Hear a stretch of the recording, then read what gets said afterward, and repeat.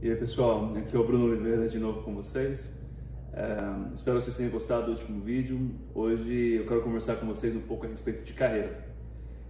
Eu vou contar um pouquinho da minha trajetória e eu acho que eu queria começar dizendo que 99% do sucesso que você vai ter na sua vida profissional depende de você. 1% depende das oportunidades que aparecem. Vamos lá. Pessoal, então contando um pouco sobre a minha trajetória como profissional. Eu contei para vocês a minha história de como eu vim dos Estados Unidos. Na verdade, eu fui para o Brasil dos Estados Unidos e eu comecei a minha carreira na IBM. E eu quero contar um pouquinho antes disso de forma bem sucinta. Eu comecei, na verdade, minha primeira experiência profissional foi como garçom no Porteira Paulista.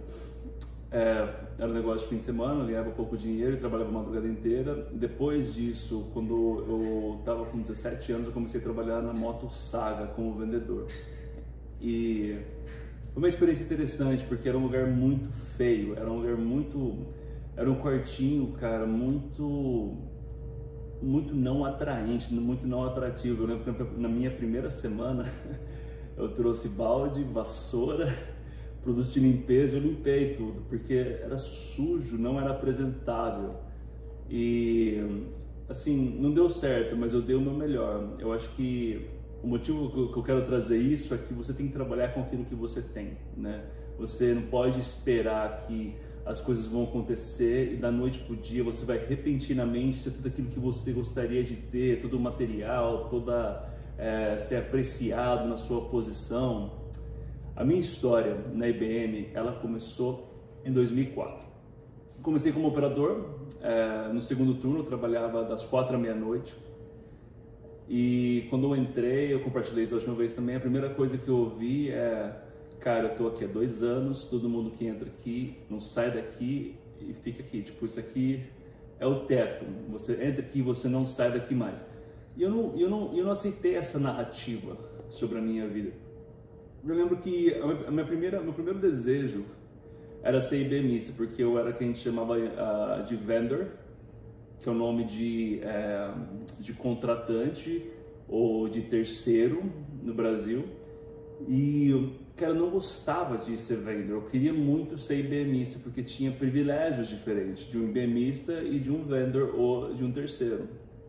Então, o primeiro objetivo que eu coloquei na minha carreira foi de ser IBMista. Me levou 2 anos para conseguir fazer isso. Com 1 ano de trabalho, a IBM começou a expandir dentro do Brasil, dentro da área de entrega de serviços, e eu me tornei o líder de turno. Foi minha primeira alavanca, minha primeira posição que eu assumi dentro da IBM de crescimento. O meu salário não mudou. Eu não vou, assim, compartilhar todos os detalhes do meu salário, mas eu comecei na IBM ganhando R$700 por mês. Era o meu salário. Eu tinha um pouquinho a mais porque tinha 2 horas de adicional no turno das 10 à meia-noite, das 10 da noite à meia-noite. E então eu me tornei líder de turno.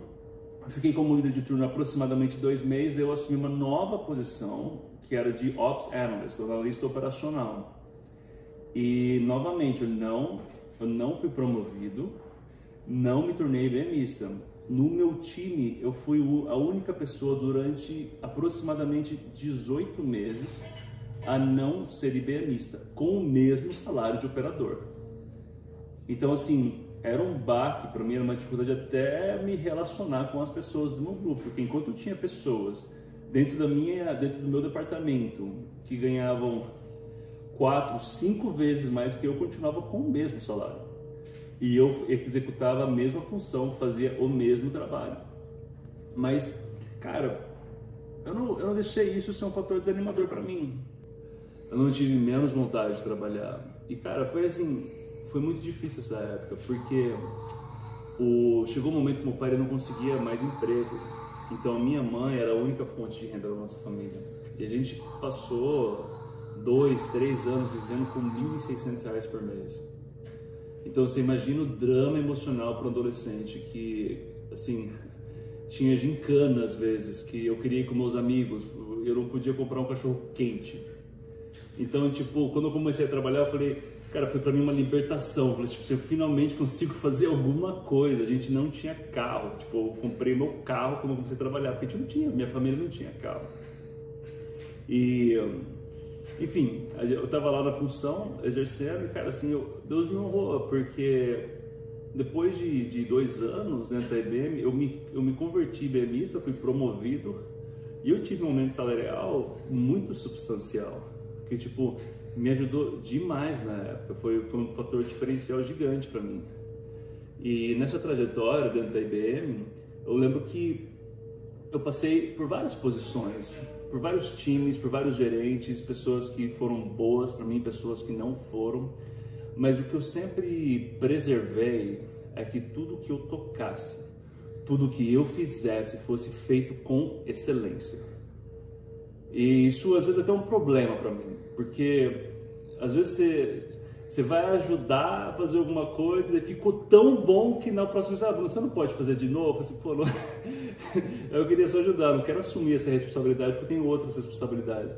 Mas indiferente disso, eu sempre prezei muito para fazer com excelência. E eu nunca vou me esquecer que uma das minhas melhores gerentes que eu já tive, ela era gerente nova na função, mas a gente tinha um relacionamento muito bacana, muito aberto.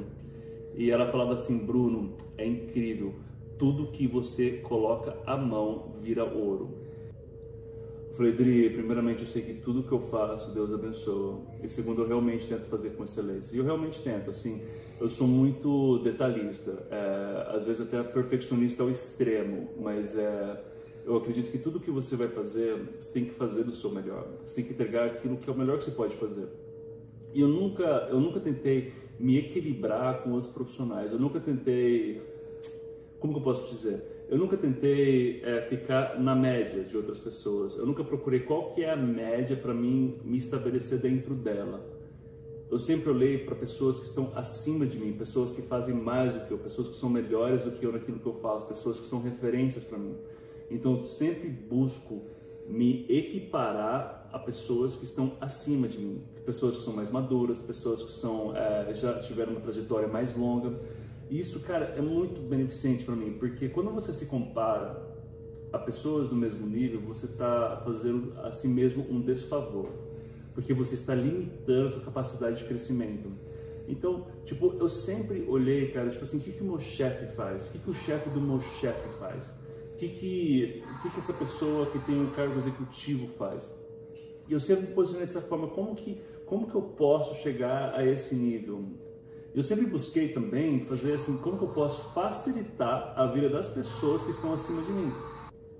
E assim, olhando para cima, que até uma referência bíblica, né? Se pegar o que Jesus falou em Mateus, olhar para o alto, buscar a justiça, né, de Deus e as demais coisas serão acrescentadas, eu acho que isso é um reflexo na vida natural também, de você olhar para pessoas que são melhores que você sabe assim, tipo, cara, meu desejo é alcançar esse nível. Olha como o cara se comporta, olha como o cara se veste, olha como o cara se posiciona, olha como ele se posiciona nessa reunião. E cara, eu sempre fiz isso, eu continuo observando esses detalhes de pessoas bem-sucedidas, o que elas fazem, como que, cara, esse executivo se comporta na frente do cliente, como que ele se prepara para uma reunião, como que ele prepara a sua apresentação, qual que é a mensagem, como que ele foca, como que ele se articula. Então, todos esses detalhes é muito enriquecedor quando você olha para cima. Porque agora você está buscando referências, entendeu? Então, quando você começa a buscar referências e você começa a esticar a sua capacidade, é onde há crescimento. Cara, é tudo na vida. A musculação. O que é a musculação? Você estica o limite da sua força muscular para você romper o seu músculo, para que ele se reconstrua e volte mais forte. E cara, tudo na vida é assim, no aspecto espiritual, psicológico, físico e profissional. Conforme você estica a sua capacidade, você aumenta ela. E é um processo que muitas vezes vai doer.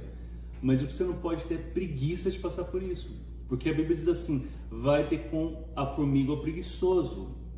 O sol nasceu para todos. Então, cara, não aceite uma narrativa de vítima na sua vida, de eu não tenho oportunidades, é porque eu nasci pobre, porque eu sou isso, eu sou aquilo, eu nasci do lado errado, eu nasci no berço de ouro. quem define o seu futuro é você. E cara, eu sou um exemplo disso. Eu não nasci em berço de ouro, eu tive o privilégio, por causa do meu pai, de vir morar aqui, mas nós saímos aqui e fomos viver uma realidade totalmente diferente no Brasil. E voltando, eu escolhi não me vitimizar, eu escolhi não deixar o que aconteceu na minha vida até aqui definir o meu futuro. Porque a vida, ela não acontece contra você, ela acontece para você. Tudo que acontece na vida agrega valor para você de uma forma ou de outra. É o que a Bíblia diz, que todas as coisas juntamente cooperam para o bem daqueles que amam a Deus. Então, você tem que enxergar a oportunidade naquilo que a vida lhe oferece, tá? Então, assim, passando de uma forma um pouco mais rápida na minha carreira, eu estagnei numa posição por talvez 6 anos com o mesmo salário e eu aprendi, levou talvez 10 anos para me aprender isso, que você precisa definir o seu próprio valor. Você precisa definir o quanto você vale para a companhia. E a sua relação com a sua empresa ou com o seu próprio negócio tem que ser ganha-ganha. O que é ganha-ganha? A empresa ganha com o seu serviço e você ganha aquilo que é justo pelo aquilo que você traz de valor de volta para a empresa. E quando eu percebi, eu falei, cara, essa equação ela está desequilibrada. Então eu comecei com a minha voz, falei assim, olha, não estou contente com o meu salário, não estou contente com a minha posição. E eu consegui ser promovido. Então assim, eu queria reiterar alguns pontos que eu acho muito relevantes na carreira. Evidentemente, né, é uma perspectiva pessoal minha, das coisas que funcionaram para minha vida. Então eu não vou dizer que isso é uma regra, que isso é uma ordem mundial, nada disso. São coisas que funcionaram para mim. Então, número 1, nunca esqueça de onde você saiu. Nunca esqueça suas origens. Nunca perca sua humildade. Nunca pense que as pessoas abaixo de você são menos que você, porque um dia você foi essas pessoas que estão abaixo de você. Ou um dia você vai ser o chefe de quem você é hoje. Então nunca esqueça suas origens. Número 2, nunca se equipare por baixo. Nunca nivele-se a média, a mediana, o que as pessoas comuns fazem. Seja ambicioso. Ambição não é uma coisa ruim. É uma coisa boa que Deus colocou dentro de nós. Ambição ruim é quando você tem ambição maligna, uma ambição para as coisas más. Mas a ambição boa, não tem nada de errado de você querer crescer, não tem nada de errado de você querer ter mais dinheiro. Dinheiro não é a raiz dos males, amor ao dinheiro é a raiz de todos os males, mas o dinheiro não é mal, o dinheiro é solução, ele não é problema. Dinheiro na vida do crente, na vida do profissional tem que ser a solução. Eu queria uma casa, tenha dinheiro, essa é a sua solução. É simples, você não devia perguntar assim, mas o problema é o dinheiro. Não, o problema não é o dinheiro, o problema é que você não descobriu como fazer o dinheiro. Então você tem que descobrir isso. A pergunta não é, a questão não é que o problema é o dinheiro, a questão é que eu preciso descobrir como... O dinheiro, ele é a solução para a realização daquilo que você quer fazer. Então, o pensamento não deve ser, o problema é o dinheiro, né? Eu queria isso, mas o problema é o dinheiro. O pensamento deve ser, eu queria isso, o que eu preciso fazer para conseguir alavancar o dinheiro que eu preciso para adquirir aquilo que eu sonho? Essa tem que ser a pergunta. É aquela metáfora de o copo está cheio pela metade. O que você vê? Você vê um copo meio vazio ou você vê um copo meio cheio? Essa faz toda a diferença em tudo que você faz na sua vida. Terceiro ponto, autoavaliar-se. Você precisa continuamente se avaliar. Você nunca pode pensar que você atingiu o topo da sua capacidade. Você nunca pode pensar que você faz todas as coisas certas. Você sempre tem que ter a habilidade de, número 1, se autoavaliar, e número 2, pegar feedback de outras pessoas, ouvir. Volta, assim, um complemento de 1 e 2, porque você precisa ter humildade para fazer isso, e você precisa estar olhando para cima para ter referência daquilo que você pode estar fazendo errado. Porque em algum momento você vai atingir uma posição onde, acima de você, são pessoas que estão distantes de você. É o que acontece comigo hoje. O meu chefe, ele não trabalha no dia a dia comigo. Eu não consigo olhar para o meu chefe e ter uma referência do que eu deveria fazer. Eu preciso ser a referência para o meu time. Então você precisa ter a capacidade de se autoavaliar, de autocrítica. mas é uma crítica generosa, é uma crítica com um olhar de curiosidade, não é uma crítica para você se, nossa, como eu sou uma pessoa, meu Deus do céu, eu fiz isso errado, eu fiz aquilo. Cara, não, é para você olhar para si e falar assim, caraca, eu tô fazendo isso errado, eu cometi esse equívoco, eu aprendi com isso. Quarto e último ponto, você é definido pelos seus hábitos e pelos seus ritos. Aquilo que você faz de forma ritual, de forma religiosa, com consciência, com intenção ou não, define quem você é. Então, assim, eu adquiri, coisa recente, do último ano para cá, eu recomendo muito a leitura do livro Milagre da Manhã. Eu comecei a acordar 5 horas da manhã para mim ter um tempo de devocional, um tempo de leitura, e leitura, cara, assim, da Bíblia, mas também da vida, de psicologia, agilidade emocional. Estava tentando falar emotional agility, que é o nome em inglês. Eu estou lendo sobre a vida de ex-presidentes americanos, porque eu quero buscar referências de pessoas que atingiram alto nível de sucesso, que tiveram controle sobre suas vidas, que definiram o seu futuro para mim abrigar isso na minha vida. A atividade da visualização, o provérbio vai dizer que o homem é aquilo que ele se vê ser.